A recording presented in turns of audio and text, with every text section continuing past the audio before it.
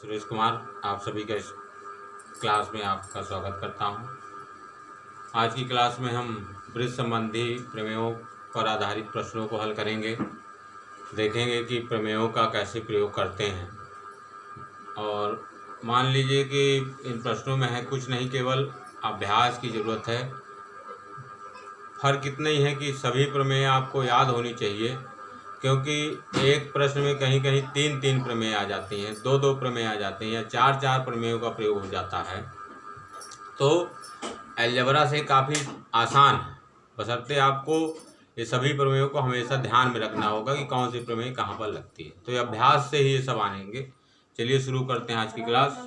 और आज की क्लास का पहला प्रश्न है कि एक वृत्त की त्रिज्या 10 सेंटीमीटर है, जीवा की लंबाई 12 सेंटीमीटर है, वृत्त के केंद्र से जीवा की दूरी ज्ञात करो। ठीक है, देखिए हमने जीवा में वृत्त संबंधी प्रमेय बताए थे कि ये मान लीजिए आपकी जीवा हो गई, ये भी ये इसका केंद्र है ओ। बताए थे हमने कि वृत्त के केंद्र से जीवा पर खींचा गया लंब, इसको हम बिंदु दीजिए, जीवा को समद्विभाजित कर देता है। जीवा को समद्विभाजित करने का मतलब कि जीवा को आधा आधा कर देता है। ठीक है, केंद्र को जब इस बिंदु से मिलाएंगे तो त्रिज्या कहलाएगी इसकी। और केंद्र को आप वृत्त की कहीं भी परिध पर कहीं भी मिला देंगे तो सब त्रिज्या हो जाती है, तो त्रिज्या हो गई। देखिए आपको प्रश्न में क्या क्या दिया है। जीवा की लंबाई 12 सेंटीमीटर है। जब जीवा की लंबाई 12 सेंटीमीटर है तो ये आधा आधा हो गया, तो कितना होगा 12 का आधा 6 सेंटीमीटर। फिर दिया है वृत्त के केंद्र से जीवा की दूरी आपको निकालना है। त्रिज्या दी गई है 10 सेंटीमीटर। वृत्त की त्रिज्या कितनी दी गई बेटा? 10 सेमी। वृत्त के केंद्र से जीवा की लंबाई आपको निकालना है। तो देखिए यहाँ पर समकोण त्रिभुज बनता है। हमने पहले क्लास में आपको बताया था कि ये कर्ण है, ये लंब है और ये आधार। ठीक है, लंब निकालना है। पाइथागोरस प्रमेय का प्रयोग करके आप लंब निकाल सकते हैं। OM बराबर, लंब बराबर क्या होता है? कर्ण का वर्ग, ये कर्ण क्या है 10, कर्ण का वर्ग माइनस आधार का वर्ग माने 6 का वर्ग, 10 दहम्मा 100, 6 छंग 36, 100 से 36 घटाओगे 64 और 64 का वर्गमूल क्या होता है बच्चों? 8 सेंटीमीटर। तो इसकी केंद्र से दूरी क्या हो जाएगी? 8 सेंटीमीटर। यहाँ पे समकोण त्रिभुज की कुछ भुजाओं को आप याद किए रहिए। इसको ट्रिपलेट कहते हैं। कि पहला तो है आपका कि 3 4 5, ये समकोण त्रिभुज की भुजाएं होती हैं। या तो 3 4 5 होंगे या इसी के रेशियो में होंगी। रेशियो का मतलब अगर रेशियो में 2 से गुणा कर दो तो हो जाएगा 3 दूनी 6, 4 दूनी 8 और 5 दूनी 10। अगर 3 से गुणा करोगे 3 त्रिका 9, 4 3 12, 5 3 15। किसी भी रेशियो हो सकती है, लेकिन इनका सरल अनुपात क्या होगा? हमेशा 3 4 5। इनको याद करने का बेनिफिट ये मिलेगा कि ये सब आपको निकालना नहीं पड़ेगा जब दो भुजाएं दी रहेंगी। जैसे देखिए आपको यहाँ कर्ण दिया था, एक भुजा दी गई थी 6, तो आपको ध्यान में आ जाएगा कि याद रहेगा तब कि 6 है, 8 है और 10 है, तो इसका मतलब केंद्र से दूरी क्या होगी? 8 होगी। और इसकी एक भुजा होती है जैसे 5 12 13, 5 12 13, या 8 15 17, या 9 40 41। तो 4 5 ट्रिपलेट हैं, इन्हें ध्यान में रखिए ताकि आपको इस जीवा और केंद्र से दूरी और त्रिज्या संबंधी प्रश्नों में आपको कैलकुलेशन न करना पड़े, तुरंत आपको ओरल याद हो। देखिए अभी इनको ध्यान रखिए, जहां आएंगे अभी हम तुरंत आपको अगले प्रश्नों में बताते हैं कि कैसे तुरंत आप इनसे बनेंगे। चलिए इसका अब आप दूसरा प्रश्न देखिए। देखिए इसका दूसरा प्रश्न क्या है कि एक वृत्त की त्रिज्या 17 सेंटीमीटर है, वृत्त के केंद्र से जीवा की दूरी 8 सेंटीमीटर है, जीवा की लंबाई क्या होगी? कुल मिला के 3 चीजें तो होती हैं इस टाइप के प्रश्नों में कि जीवा की लंबाई, जीवा की केंद्र से दूरी या लंबवत दूरी और इसकी त्रिज्या। इन तीनों में से कोई भी 2 चीज दे करके आपसे तीसरी चीज पूछते हैं। ठीक है, अभी आपको पहले प्रश्न में केंद्र से दूरी पूछा था, अब इस दूसरे प्रश्न में आपसे जीवा की लंबाई पूछा है। पहले वाले प्रश्नों में हमने कुछ भुजाओं को याद रखने के लिए बोला था कि कुछ ट्रिपलेट समकोण त्रिभुज की कुछ भुजाओं को आप याद रखिए ताकि आपको कैलकुलेशन न करना पड़े देखिए इस प्रश्न में दिया है एक वृत्त की त्रिज्या 17 सेंटीमीटर है, तो त्रिज्या 17 सेंटीमीटर होगी। वृत्त के केंद्र से जीवा की दूरी 8 सेंटीमीटर, तो जीवा 8 सेंटीमीटर होगी। अभी हमने आपको बताया था कि समकोण त्रिभुज की भुजाएं 8, 15 और 17 होती है। तो 8 है, देखिए कर्ण 17 दिया है, तो क्या हो जाएगा 15, और ये आधा है, इसका डबल कर दोगे 15 दूनी 30 सेंटीमीटर जीवा की लंबाई होगी। ठीक है, मान लीजिए आपको याद नहीं है तो आपको ये आधार निकालना है एम, तो आधार बराबर कर्ण का वर्ग मतलब 17 का वर्ग माइनस आधार लंब का वर्ग। 17 का वर्ग क्या होता है 289, 8 का वर्ग क्या होगा 8 टाइम 64, 289 से 64 घटाओगे 225, और 225 का वर्गमूल क्या होता है 15 सेंटीमीटर। जब एम बराबर 15 सेंटीमीटर हो गया तो जीवा इसकी 15 दूनी 30 सेंटीमीटर। उन्हीं भुजाओं को याद रखिए, आपको वे बहुत काम करेंगे। चलिए इसका आप देखिए तीसरा प्रश्न देखिए। तो देखिए ये तीसरा प्रश्न आपका कि एक वृत्त के केंद्र से 12 सेंटीमीटर की दूरी पर एक 32 सेंटीमीटर लंबी जीवा खींची गई है, वृत्त की त्रिज्या कितनी है। ठीक है, तो अगर उन भुजाओं को आप याद कर लेंगे तो प्रश्न तो बिल्कुल ओरल आएंगे। देखिए करिए, वृत्त के केंद्र से 12 सेंटीमीटर दूरी पर एक 32 सेंटीमीटर लंबी जीवा, एक आपकी जीवा हो गई 32 सेंटीमीटर, केंद्र से यहाँ लंबवत दूरी खींच दीजिए। तो लंबवत दूरी या खींचा गया लंब जीवा क्या कर देता आधा आधा, तो हो गया 16 सेंटीमीटर। ठीक है, ये इसको यहाँ से मिला दीजिए, ये आपकी त्रिज्या हो गई। और क्या दिया है केंद्र से 12 सेंटीमीटर की दूरी पर। तो देखिए हमने तो आप तो सभी भुजाओं को तो याद करेंगे नहीं, हमने आपको 2, 3, 4 अनुपात बताए थे कि उन रेशियो को याद करिए। तो जब भुजाएं हैं तो इनको देखिए पहले इनका सरल अनुपात क्या होगा 12 और 16 में, 12 और 16 किससे डिवाइड होंगे 4 से। जब 4 से डिवाइड करोगे 4 तिहाई 12 और 4 चौक 16। तो समकोण त्रिभुज की पहली भुजाएं होती हैं 3, 4, 5। ठीक है, और जिससे आप भाग दिए हैं वहीं इससे गुणा कर दोगे तो 5 चौको 20, तो इस वृत्त की त्रिज्या क्या हो जाएगी 20 सेंटीमीटर। अब मान लीजिए आपको ये सब नहीं ध्यान है, तब वही लगाइए, त्रिज्या माने कर्ण हो गया, कर्ण बराबर क्या होता है लंब का वर्ग प्लस आधार का वर्ग, तो 12 का वर्ग प्लस 16 का वर्ग। 12 का वर्ग क्या होता है बेटा 144, 16 का वर्ग क्या होता है 256, इनको जोड़ दोगे क्या हो जाएगा 400, 400 का वर्गमूल क्या होता है 20। तो केंद्र से इसकी त्रिज्या क्या हो जाएगी 20 सेंटीमीटर। प्रश्नों को अभ्यास करिए, जो जितना कहते जाए उनको ध्यान में रखिए, इन वृत्त या इससे संबंधित प्रश्नों में कुछ है नहीं। चलिए इसका अगला प्रश्न देखिए आप। ये आपका अगला प्रश्न है कि दी गई आकृति एक वृत्त का केंद्र O है तथा CD वृत्त का व्यास है, AB बराबर 12 सेंटीमीटर वृत्त की एक जीवा है।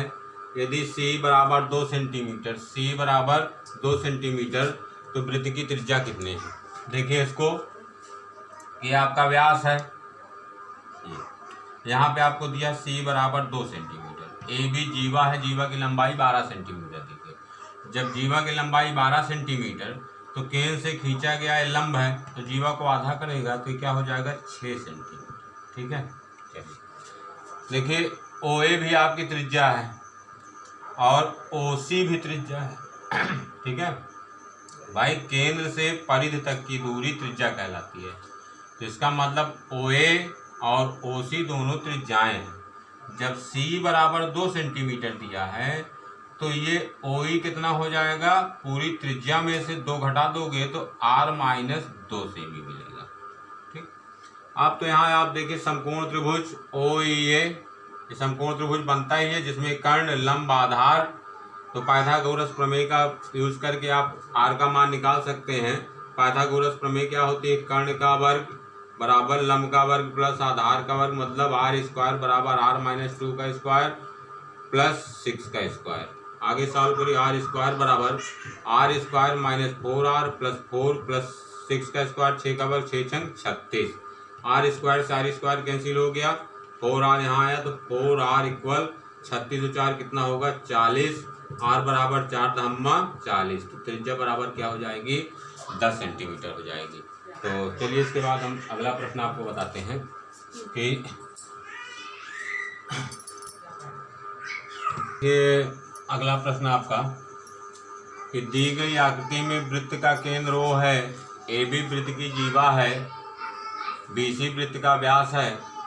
यदि OD लंब AB हो, OD लंब AB हो मतलब OD जो है AB पर लंब है तथा OD बराबर 4 सेमी, ये आपको दिया गया है OD बराबर 4 सेमी, तो AC की लंबाई क्या होगी? AC की लंबाई मतलब ये, ध्यान समझिए इसको।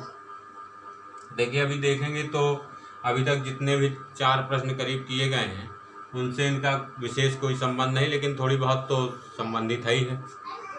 देखिए दिया है कि OD लंब AB, इसका मतलब इस पे लंब है।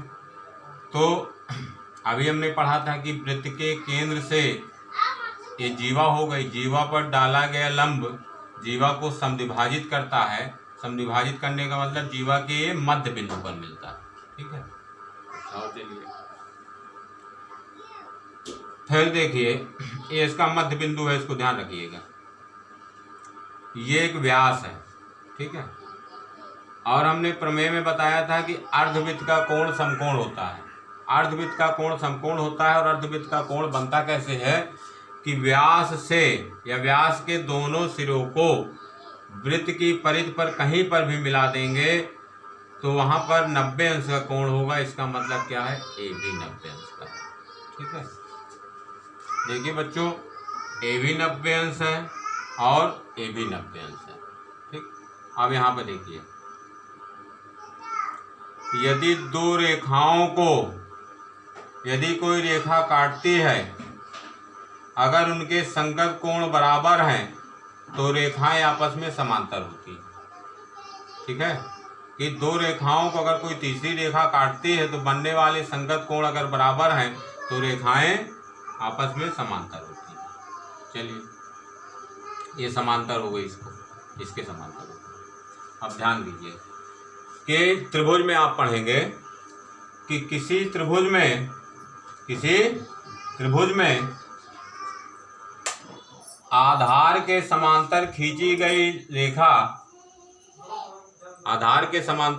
गई रेखा अन्य दो भुजाओं को समान अनुपात में काटती है, ठीक है। हालांकि इसका तो इस प्रश्न में अभी कोई विशेष रिलेटिव नहीं है, तो इससे संबंधित जो भी चीजें हम बता दे रहे हैं अभी कि आधार के समांतर कोई रेखा खींची जाए तो अन्य दो भुजाओं को समान अनुपात में काटती है, ठीक है। चलिए और उसी त्रिभुज की दो भुजाओं के मध्य बिंदु, केवल इतने से आपका प्रश्न आ जाएगा कि किसी भी त्रिभुज की किन्हीं भी दो भुजाओं के मध्य बिंदु, देखिए ये आपका व्यास है और व्यास का मध्य बिंदु क्या होता है? केंद्र। ये जीवा है और इसका मध्य बिंदु क्या है? ये। तो त्रिभुज की किन्हीं भी दो भुजाओं के मध्य बिंदु को मिलाने वाली रेखा तीसरी रेखा की आधी होती है। तीसरी वाली रेखा क्या है? त्रिभुज की तीसरी भुजा क्या है? AC है ना, तो तीसरी भुजा की आधी होगी, ये आधी होगी। और आपको प्रश्न में क्या दिया है? DO बराबर 4 सेमी, तो ये आधी है, ये हम कहेंगे इसका ये डबल है। जब ये 4 सेंटीमीटर होगा तो इसका डबल क्या हो जाएगा? ये 8 सेंटीमीटर, ठीक। इस प्रमेय को फिर से सुन लीजिए कि त्रिभुज की किन्हीं भी दो भुजाओं के मध्य बिंदु को मिलाने वाली रेखा तीसरी भुजा की आधी होती है। चलिए फिर इसके आगे हम अगला प्रश्न देखते हैं। इसका अगला प्रश्न क्या होगा? धीरे धीरे हम आपको प्रमेय को समझाते जाएंगे, अंत तक बने रहिए। वृत्त मतलब 0 है, आपसे सभी बनने लगेंगे। ये आपका 6वां प्रश्न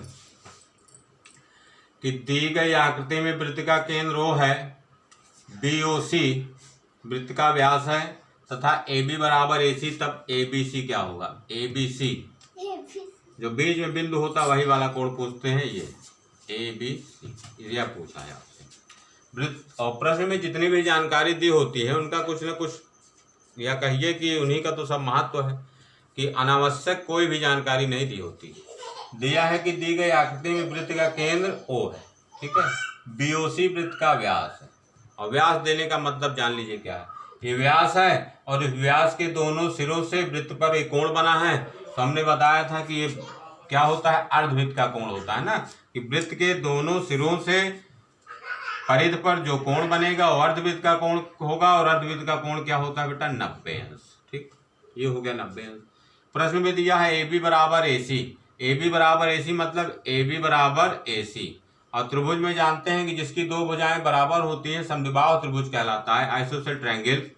तो दो भुजाएं बराबर हैं, बराबर भुजाओं के सम्मुख कोण आपस में बराबर होते हैं, मतलब ये दोनों कोण आपस में बराबर होंगे। चलिए, त्रिभुज के तीनों कोणों का टोटल 90 अंश होता है, ये 90 हो गया तो शेष दोनों का टोटल 90 होगा, और 90 का आधा 45 अंश ये होगा और 45 अंश ये होगा 45। तो आपसे पूछा था एबीसी बराबर क्या होगा, तो एबीसी बराबर क्या होगा, 45 अंश। इस प्रकार से आपके ये 6 प्रश्न कंप्लीट हुए।